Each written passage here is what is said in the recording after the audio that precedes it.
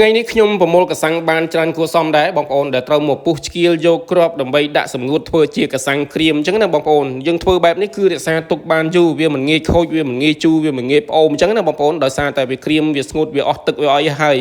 ដូច្នេះហើយកសាំងគឺវាជិតផុតខែផុតរដូវកាលរបស់វាដែរដោយសារតែមួយឆ្នាំគឺវាផ្លែតែម្ដងទេអញ្ចឹងណាបងប្អូនគឺរយៈពេលតែប្រហែលខែហ្នឹងដែលវាចាស់ទុំដែលយើងអាចយកមកធ្វើជាម្ជូរយកមកធ្វើជាជ្រក់ធ្វើជា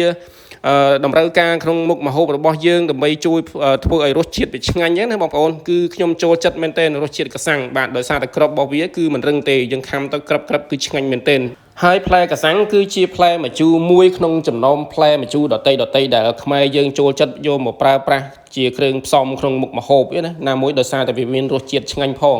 ហើយរដូវកាលវាក៏ខ្លីដែរបងប្អូនគឺមិនជាយូរប្រហែលទេបាទដូច្នេះហើយបានជាខ្ញុំនឹកឃើញថាយកកសាំងទាំងអស់នេះមកសម្ងួតដើម្បីសាកល្បងមើលថាតើយើងអាចនៅពេលដែលវាស្ងួតទៅយើងអាចយកមកប្រើការបានដែរឬក៏អត់ទេ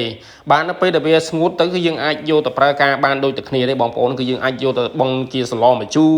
អាចយកទៅធ្វើជាជ្រក់អាចយកទៅធ្វើជាគ្រឿងផ្សំសម្រាប់មុខម្ហូបបានដូចតែគ្នាអញ្ចឹងណាបងប្អូនហើយកសាំងទាំងអស់នេះបងប្អូនមុននឹងពុះឆ្កៀលយកគ្រាប់វាដើម្បីដាក់សម្ងួតគឺយើងចាំបាច់ត្រូវតែលាងសម្បកវាឲ្យស្អាតសិនបាទលាងទាំងមូលណាបាទពីព្រោះថានៅពេលដែលយើងឆ្កៀលគ្រាប់ហើយគឺយើងមិនអាចយកគ្រាប់របស់វាមកលាងទេដូច្នេះហើយមានតែសម្អាតវាទាំងមូលសិនបានយើងយកទៅពុះឆ្កៀលយកគ្រាប់តាមក្រោយបងប្អូនពីព្រោះថានៅលើសម្បករបស់វាក៏វាមានជប់លំអងដីវាជប់នៅកន្តិចកទីក្អែលកខ្វក់ដែរដូចបងប្អូនបានឃើញអញ្ចឹងនៅពេលដែលយើងលាងរួចហើយឃើញទឹកខ្មៅវែកណាបាទនៅពេលដែលយើងលាងរួចហើយបានយើងអាចយកវាមកពុះមកឆ្កៀលយកគ្រាប់របស់វាដើម្បីដាក់សម្ងួតដាក់អីទៅបានហើយការធ្វើដូច្នេះគឺយើងអាចរក្សាកសាំងនឹងទុកបានយូរមែនទែនបងប្អូនទោះបីជារដូវកាលកសាំងផុតបាត់ទៅក៏យើងនៅតែមានកសាំងសម្រាប់ប្រើការធ្វើម្ហូបធ្វើជ្រក់ធ្វើអីបានដដែលបានពីព្រោះថាកសាំងគឺមិនដូចជាអំពិលទេបងប្អូនបើអំពិលគឺយើង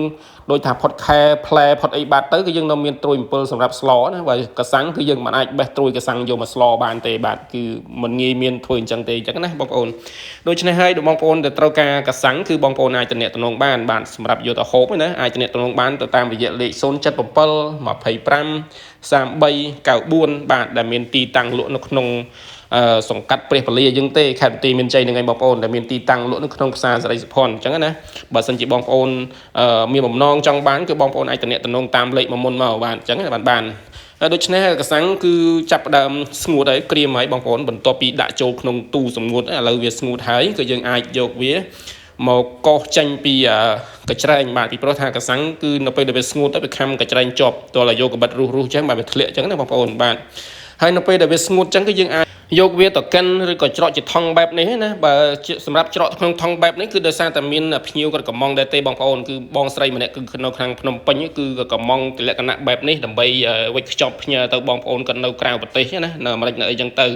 បាទសម្រាប់បងប្អូនដែលត្រូវការជាប្រភេទម្សៅកសាំងឬក៏កសាំងគ្រើមបែបនេះក៏បងប្អូនអាចកំងបានទុនរដូវកាលវានៅមានណាបងប្អូនតែបន្តិចទៀតគឺវាអស់ហើយអញ្ចឹងហើយសម្រាប់បងប្អូនដែលត្រូវការគឺស្រូតតិចមកវឹតមកបាទដើម្បីបានមកជូរកសាំងទុកហូបនៅពេលក្រោយបាទសូមអរគុណ